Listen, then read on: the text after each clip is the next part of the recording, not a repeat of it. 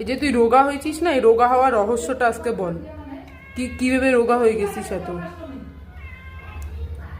Hello, আপনি রোগা হতে চাইছেন, রোগা হতে পারছেন না, তো আজকের একদম ফ্রিতে একটা টিপস দেবো, যেটা ফলো করে কিন্তু আমাদের চেরিও সুন্দর একটা স্লিম ট্রিম ফিগার পেয়েছে।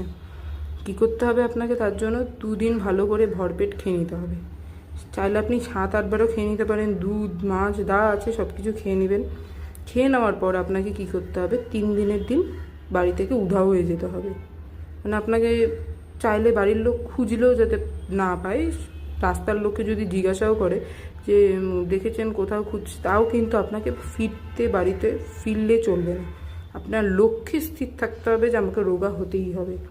তারপর যখন 4 দিনের দিন বাড়িতে ফিরবেন, তখন দেখবেন একটা সুন্দর স্লিম ট্রিম ফিগার পেয়েছেন, তাই না?